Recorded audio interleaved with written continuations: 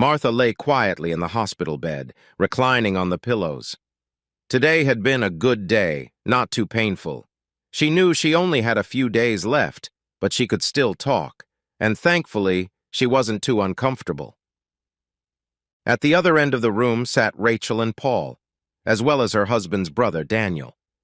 They were talking quietly, giving her some rest. There were always several family members in the room with Martha, as there had been for the past few weeks. She glanced at the clock. It was a little after 2. She was looking forward to Max's arrival. He came every day around 2 o'clock and sat with her until she fell asleep for the night. He would read to her, talk to her, or just sit quietly with her, holding her hand in his, offering her water if she was thirsty. She was grateful for his calm, loving presence by her side for so many hours each day. Now, with so little time left, the happiest moment of each day was his arrival. The door swung open, and Max appeared, but with an expression on his face like she had never seen before. The cold tension shocked and frightened her. He walked right up to her bed and stopped, looking down at her. She reached out to take his hand, but he ignored her. "You slut," he said quietly, his voice sounding like a low growl in the silence of the room. "You goddamn whore!"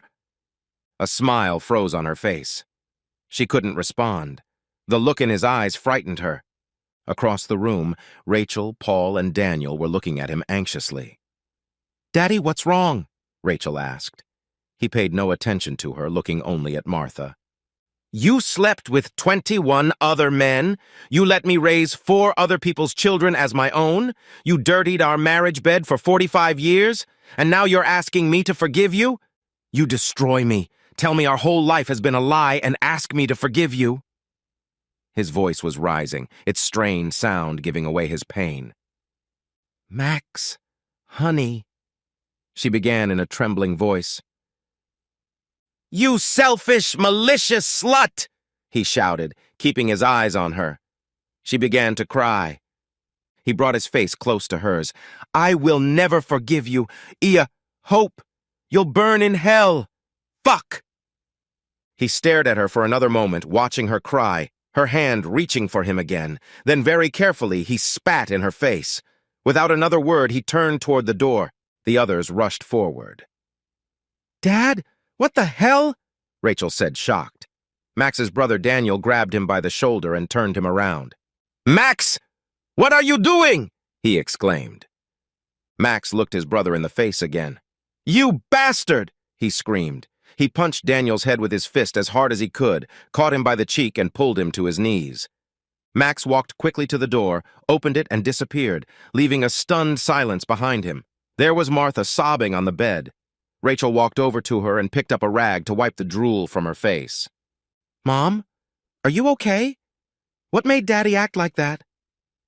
But Martha didn't answer. When Rachel looked into her eyes, Martha couldn't bear it and turned away silently, continuing to cry.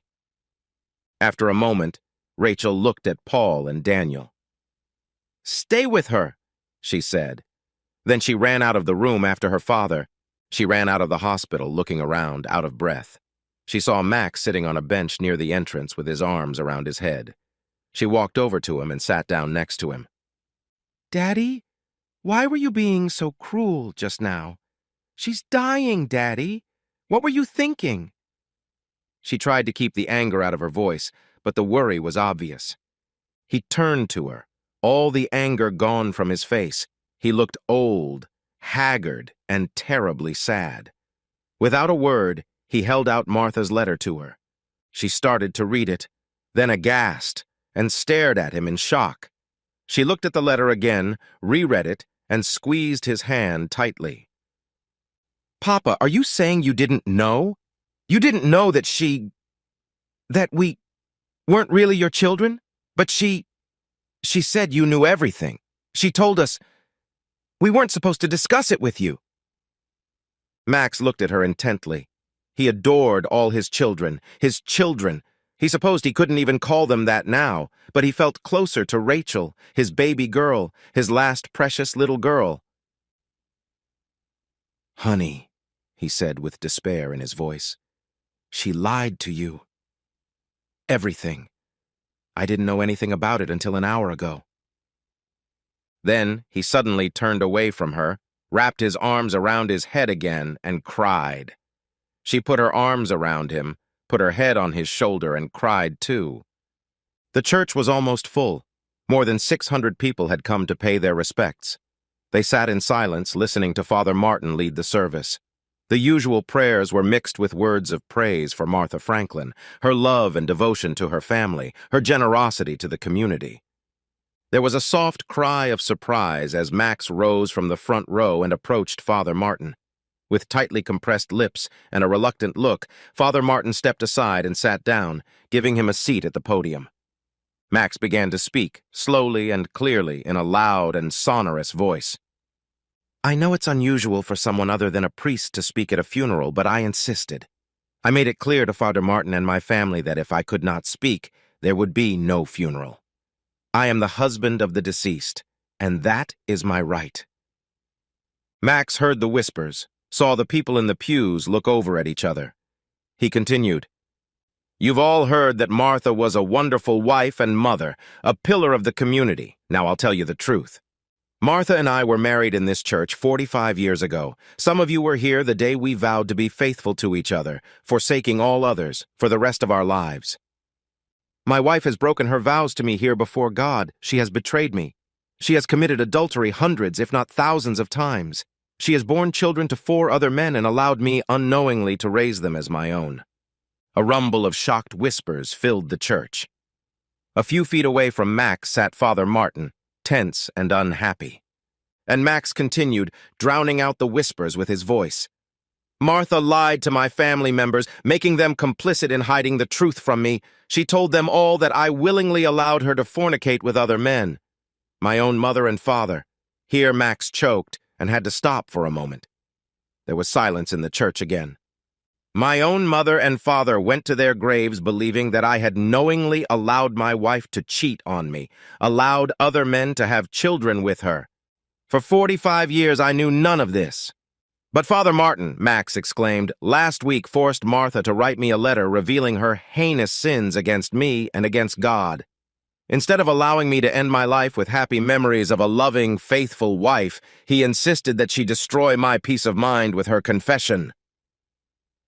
Father Martin sat motionless, pressing his lips tightly together and staring into nothing. This man, this man of God who had never had a wife or children, does he know what it is to be a devoted husband? Does he know what it's like to find out that the children you adore more than life are not yours? And yet, in his blind, thoughtless arrogance, he made sure that Martha compounded her many sins with the ultimate sin, making me bitterly aware of the empty lies of my marriage. A silence ensued. Father Martin felt the eyes of the parishioners on him. His legs began to tremble, and he pressed his hands on them to keep them still. Max's voice grew quieter. But Martha wasn't the only adulteress. She betrayed me with 21 men, most of them married, some of them friends of mine. I now know 12 of their names, and in this place of God, may they now stand before him and answer for their sins. In a serious voice, Max read out the list from a card he pulled from his pocket. The names sounded like the ringing of a bell in the vast space of the church. Raymond Hunt, Arthur Foster, Ben Newton, Henry Appleby, Brian Spencer, Peter Thomaston, John Garner, Nicholas Menzies, Richard Harper, Robert Henderson, Barry Jones. The congregation fidgeted, looking around. Several men sat in the church with frozen and pale faces. Some of them had wives or children looking on in horror. Max saved one name for last, and Daniel Franklin, my own brother. The church filled with whispers again, full of shock and horror. Max stood tall and silent until the noise died down. Father Martin told Martha that I must forgive her so she can go to heaven. I don't know what God in his infinite wisdom will decide, but my wife is dead and will be buried without my forgiveness. Slowly, formally, Max stepped away from the podium. He headed toward the center aisle of the church. As he passed the coffin with his wife, he stopped. He looked at the huge porcelain vase filled with beautiful blue and white flowers that stood on the casket. Then, with a wave of his hand, he dropped it to the floor. The vase shattered with a clatter that echoed throughout the church for several long seconds. Max walked down the aisle to the back of the church. As he passed the second row, his daughter Rachel stood up. Taking him under her arm, she walked with him. They opened the door and walked out. As the echo of their footsteps faded into the distance, an oppressive silence filled the crowded church.